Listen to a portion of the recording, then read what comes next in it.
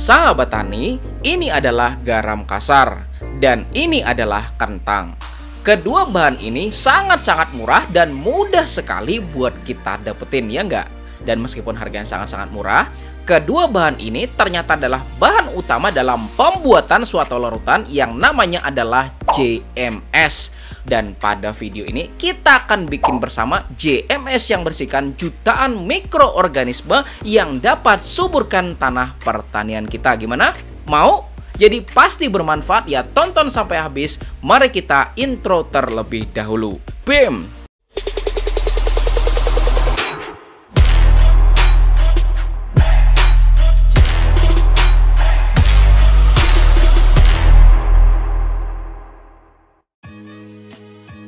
Sebelum mulai, boleh klik dulu ya tombol jempolnya. Mudah-mudahan video ini bisa bermanfaat buat kita semua. Amin.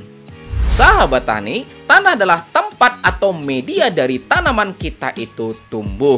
Ketika tanahnya memiliki kesuburan yang baik, maka tentu pertumbuhan tanaman kita tuh bakal melesat luar biasa.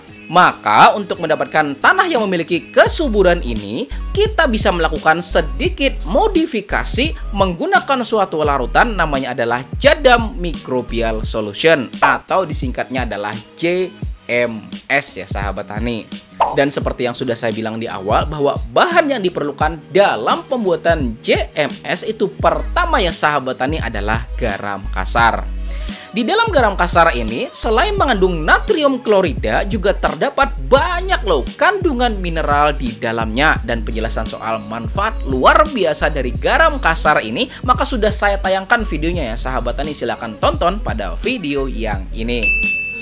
Bahan kedua yaitu kentang dan fungsinya adalah sebagai sumber makanan bagi mikroorganisme yang mau kita kembang biakan. Dan bahan yang ketiga yaitu leaf mold atau serasah dedaunan yang sudah mengalami pelapukan secara alami. Sudah pernah loh saya jelaskan pada video yang ini bahwa kompos adalah sisa-sisa dari bahan organik yang sudah mengalami proses pelapukan. Dan proses ini tuh bisa loh dilakukan oleh kita sendiri melalui pembuatan pupuk organik padat.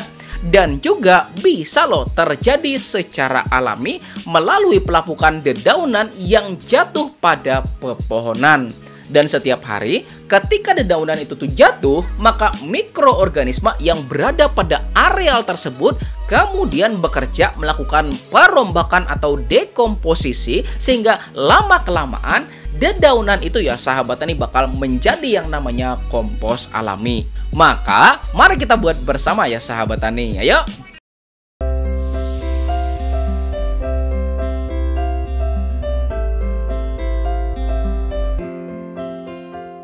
Nah, ini ada air sebanyak 10 liter. Dan buat Anda yang bertanya kenapa sih kok 10 liter gitu loh. Nah, supaya mempermudah kita dalam memahami dari alur video ini gitu ya sahabat tani.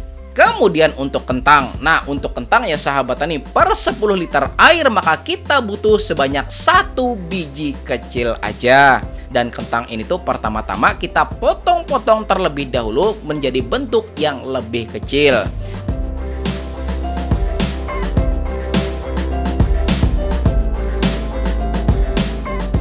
Kemudian kita taruh pada panci yang kecil juga. Dan kemudian ambil sedikit air dari air yang udah kita siapkan 10 liter tadi ya sahabat tani. Dan tuang ke dalam panci. Kemudian kita taruh di atas kompor. Dan kita masak sampai tekstur kentangnya tuh melunak gitu ya sahabat tani. Nah, ini udah mendidih ya sahabat tani. Kemudian setelah mendidih ini baru kita kecilkan api dan kita tunggu sampai teksturnya tuh menjadi tidak lagi keras atau sudah melunak. Dan sambil kita tunggu agak melunak ya sahabat tani, maka mari kita siapin langkah-langkah yang selanjutnya, oke? Nah, ini adalah sisa dari airnya. Nah, ini tuh kemudian kita masukin garam ya sahabat tani sebanyak berapa? 1 sendok makan dan aduk sampai benar-benar larut, oke? Nah, udah 20 menitan gitu ya sahabat tani, dan kita kira udah cukup loh buat melakukan perebusannya. Sekarang mari kita matikan kompornya dan saring kentang rebusnya ya sahabat tani. Dan untuk airnya ini, nah ini airnya jangan dibuang gitu loh. Dan kebetulan ada air juga gitu loh, bekas rebusan dari jagung. Kebetulan kita ngerebus jagung gitu ya sahabat tani. Nah, campur aja dengan air rebusan kentang tadi gitu ya sahabat tani, dan pastikan benar-benar tiris, oke?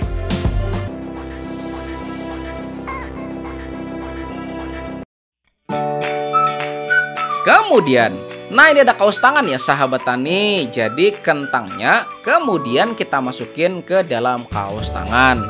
Dan ini tuh nggak mesti kaos tangan gitu ya sahabat tani, kaos kaki juga boleh. Yang penting tujuannya itu sebagai wadah buat membantu dalam proses pemerasan bahan. Dan terakhir, kita tambahkan beberapa butir batu sebagai pemberat dan juga membantu dalam proses pemerasan bahannya. Kalau sudah, baru ikat menggunakan tali. Kemudian kita siapin juga kaos tangan satu lagi. Kemudian kita masukin batu beberapa butir gitu ya sahabat tani, dan juga segenggam serasah dedaunan yang sudah lapuk. Ingat, cukup segenggam, oke? Lalu kemudian juga kita ikat menggunakan tali gitu ya sahabat tani. Langkah selanjutnya, kita remas-remas kaos yang berisikan kentang rebus dan remas-remas sampai mengeluarkan sari-sarinya. Pokoknya remas-remas aja ya sahabat tani, terus saja sampai keluar sari-sarinya. Kalau sudah, baru bagian ujung talinya kita ikat pada pegangan ember. Selanjutnya, sama kayak tadi gitu ya sahabat tani, remas juga kaos yang bersihkan serasah dedaunan yang sudah lapuk. Remas-remas sampai sarinya juga keluar. Dan setelahnya ikat pada pegangan embernya juga. Nah, sebelum ditutup, ingat ya sahabat tani bahwa kita juga masih punya air bekas rebusan kentang tadi dan juga bekas rebusan jagung. Nah, campurin aja ya sahabat tani pada larutannya, dan pastikan air rebusannya ini sudah dingin. Makanya memasukkan air rebusan ini di langkah terakhir gitu ya sahabat tani, supaya memastikan bahwa ini tuh sudah dingin.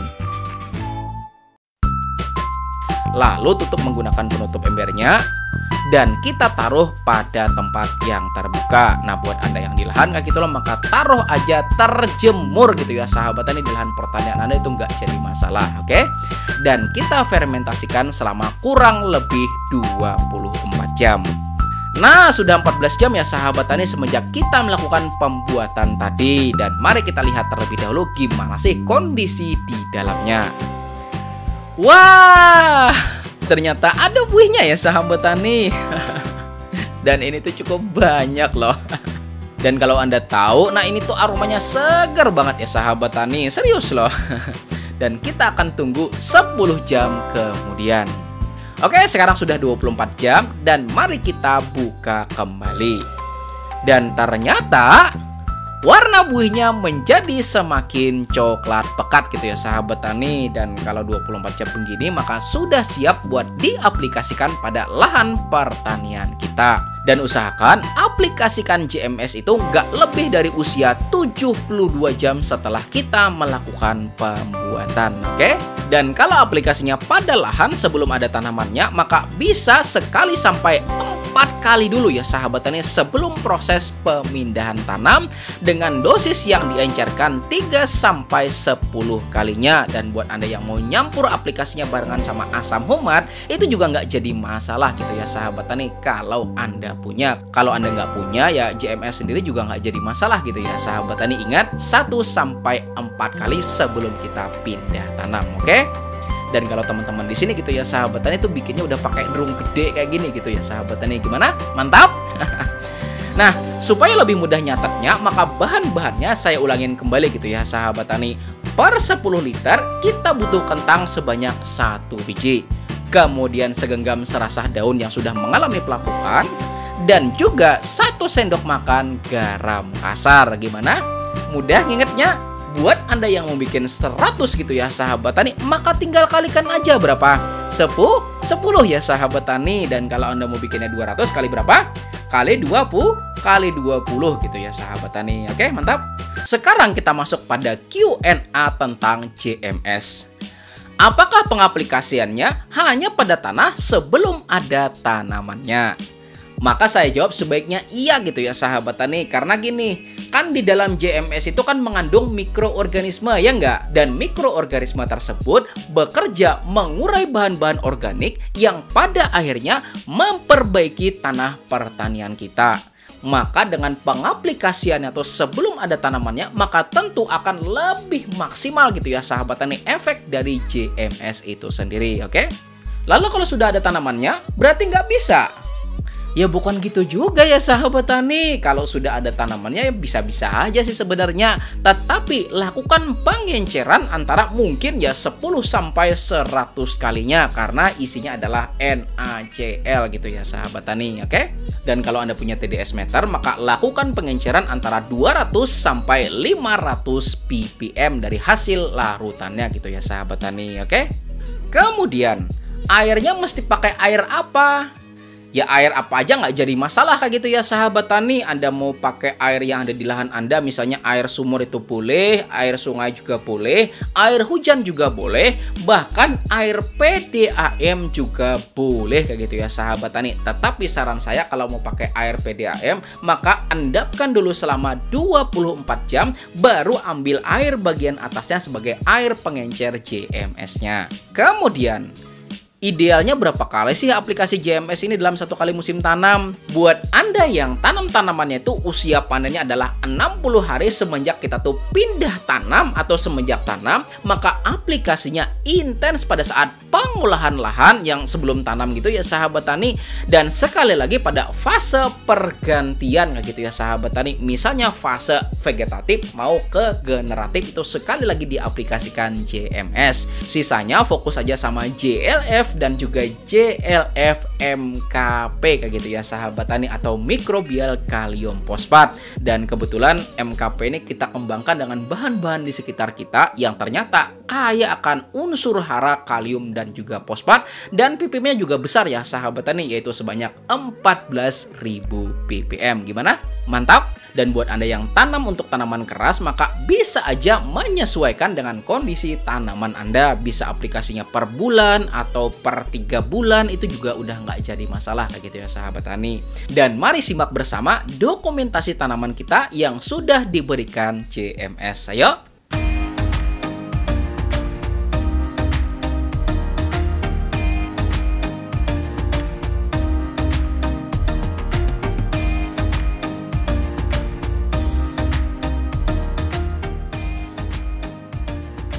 Gimana? Mantap? Kok saya belum dengar jawabannya nih? Gimana? Mantap apa mantap banget? Mantap ya sahabat tani, keren. Maka silahkan klik ya sahabat tani tombol jempolnya jika Anda menyukai video ini dan bagikan kepada teman-teman Anda. Mudah-mudahan manfaatnya lebih besar lagi. Dan di mana ya? Dan di sini ya sahabat tani ada video yang saya rekomendasikan untuk Anda pelajari. Insya Allah akan semakin menambah pengetahuan Anda tentang pertanian. Saya Rizali Ansar, saya akhiri. Wassalamualaikum warahmatullahi wabarakatuh.